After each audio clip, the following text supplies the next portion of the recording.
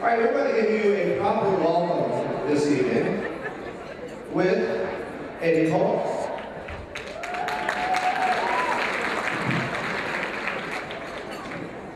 Good evening, everyone. You do not know how excited I am for this banquet to happen tonight. I've dreamt about this moment. I've thought about it over and over again. Because not only is it the 40th anniversary, it's the end of my tenure.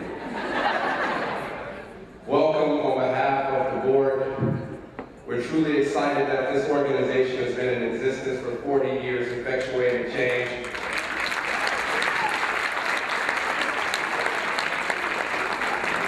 We are so overwhelmingly thankful for everyone who has continually supported this organization. The mission of maintaining a close relationship with the Black community. I welcome all of you, and we're going to get this program started. Thank you. Vanita Banks is going to come forward now, the president of the National Bar Association, to do a couple of opening remarks to get you ready for a wonderful meeting that we're going to have.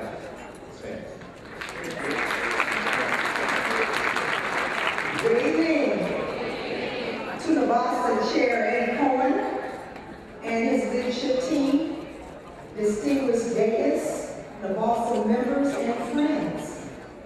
The National Bar Association is so proud to share in your celebration of 40 years of history, ensuring inseparability.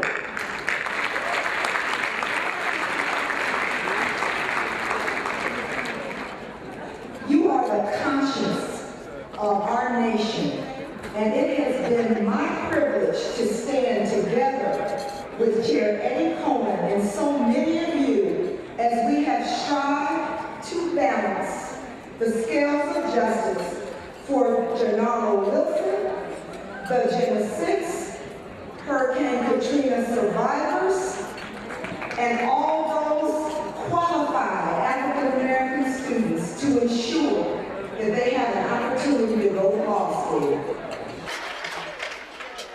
Time is of the essence, Boston.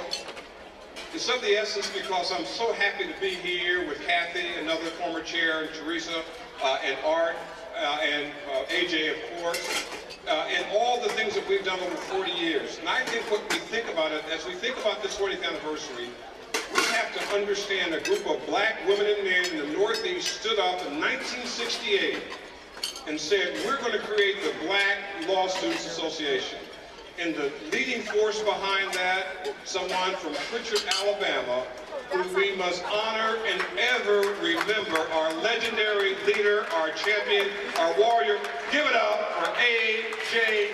Cooper, the man who made it possible for us to have an organization 40 years going strong, and because of him, there'll be 40 more. Thank you, L.J. Thank you for all you've done. God bless you.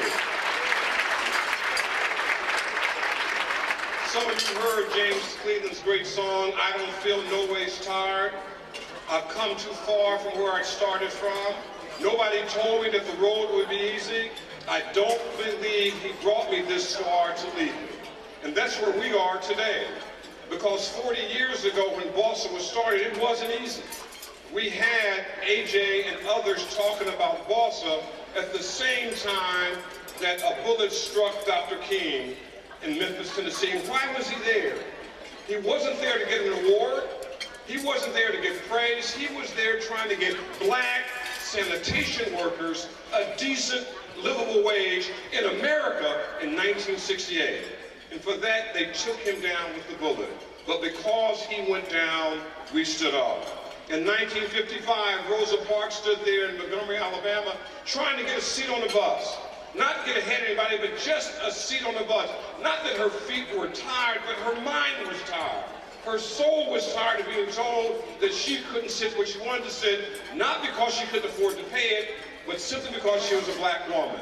And when they arrested her, when Rosa Parks stood down, we stood up. In 1978, at a convention just like this, we thought it was the end of Black law students. There was a kid named Alan Botke who brought a lawsuit in California about affirmative action. saying that it was reverse discrimination to give blacks and Latinos and Asian Americans and others opportunities and not white males. What was he thinking? What was he thinking? We arrived here in 1607. In 1707, we were still enslaved.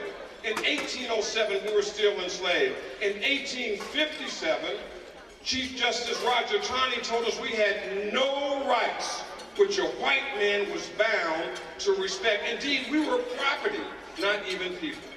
And in 1896, Homer Plessy went to court in Louisiana, not because he was trying to prove he was black.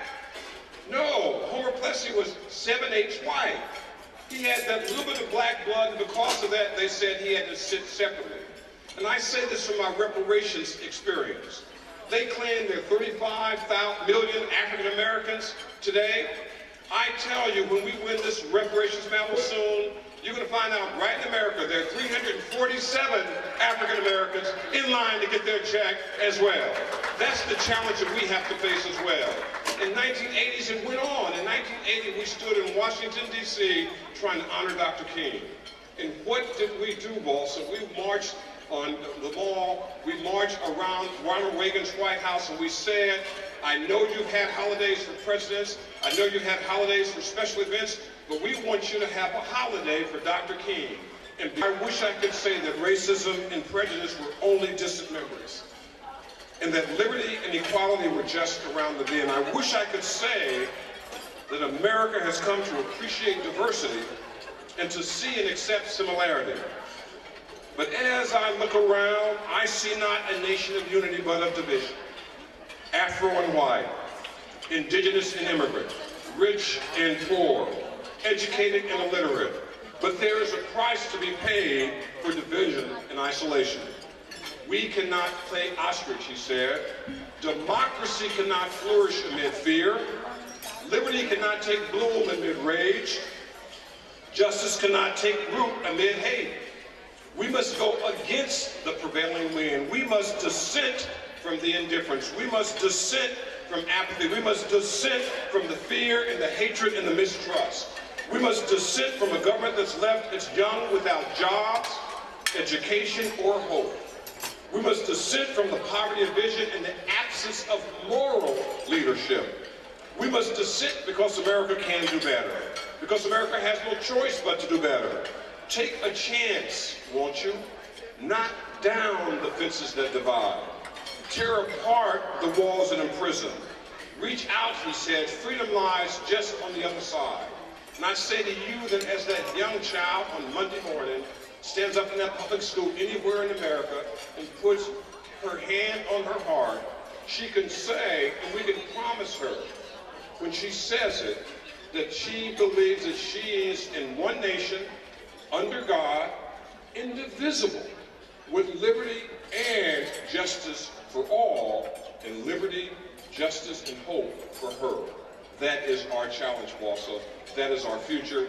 That is our mission. That is our mandate. Won't you join me in saying we're striving to make sure that we are here, but we will lift as we climb, and make sure that that same trail we follow by others to make America a better place, make life better for our children, and make the world a better place, to appreciate that people who are black and brown and men and women are making America a better place, and we're going to make in our lifetime this world a better place. God bless you and God thank you.